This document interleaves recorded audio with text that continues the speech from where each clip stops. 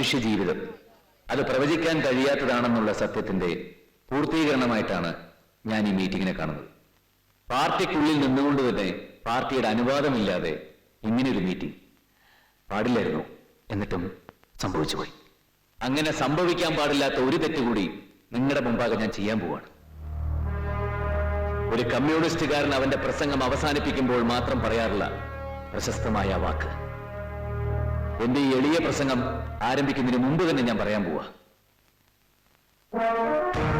ലാൽ സലാം സഖാക്കളെ,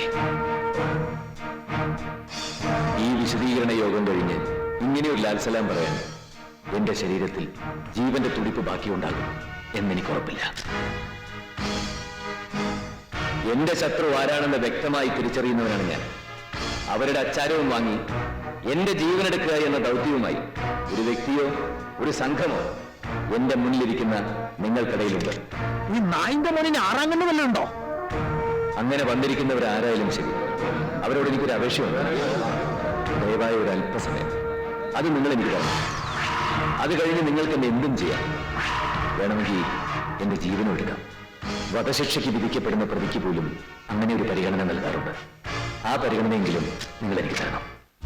സഖാവ് ദിവാകരൻ പാർട്ടിയോട് ചെയ്ത തെറ്റെന്താണ്? പാർട്ടി ഈ നാട്ടിൽ നിലനിന്ന് കാണണമെന്ന് ആഗ്രഹിച്ചതാണോ ഞാൻ ചെയ്ത പാർട്ടി വിരുദ്ധം? കാലഹരണപ്പെട്ട സമരമുറകൾ മാറ്റിവെച്ച് പാർട്ടിയെയും നാടിനെയും പുരോഗതിയിലേക്ക് നയിക്കണമെന്ന് പറഞ്ഞതാണോ ഞാൻ ചെയ്ത അച്ചടക്കലംഘനം?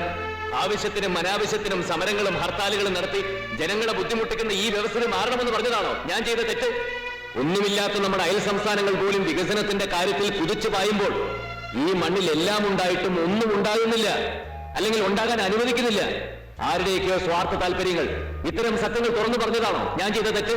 മാറി മാറി അധികാരം പങ്കിടാനല്ലാതെ നാട് നന്നാവണമെന്ന് ആഗ്രഹിക്കുന്ന എത്ര നേതാക്കളുണ്ട് നമ്മുടെ നാട്ടിൽ? മകളെ മന്ത്രിയാക്കാനും മകനെ കേന്ദ്രമന്ത്രിയാക്കാനും വേണ്ടി ഭരണം സ്തംഭിപ്പിക്കലല്ല രാഷ്ട്രീയം.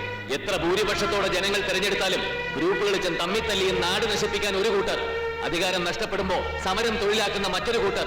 കഴിഞ്ഞ 50 വർഷമായി നമ്മൾ കാണുന്ന കേരളം ഇതാണ്. നിങ്ങൾ ചിന്തിക്കണം, നിങ്ങൾ തിരിച്ചറിയണം ഈ യാഥാർത്ഥ്യങ്ങൾ. ലോകത്തെവിടെയും ഏതൊരു രാജ്യത്തിന്റെയും വികസനത്തിന്റെയും പുരോഗതിയുടെയും പിന്നിൽ ഒരു മലയാളിയുടെ ബുദ്ധിയോ ശക്തിയോ ഉണ്ടാവും. ആ മലയാളിയുടെ ഈ നാട് മാത്രം എങ്ങനെ സമരങ്ങളുടെ പരദീസയായി? ഈ കേരളം മാത്രം എങ്ങനെ വ്യവസായങ്ങളുടെ ശവപ്പറമ്പായി? ചൈനയിലും ബംഗാളിലും പതിറ്റാണ്ടുകളായി പാർട്ടി ഭരണം നടത്തുമ്പോ ഇവിടെ നമുക്ക് മാത്രം എന്തേ അതിന് കഴിയുന്നില്ല? അവിടെ പാർട്ടി നടപ്പിലാക്കുന്ന അതേ കാര്യങ്ങൾ ഇവിടെ നമ്മൾ എന്തിനെതിർക്കണം? കമ്മ്യൂണിസ്റ്റുകാരനായ തിരുവനന്തപുരത്ത്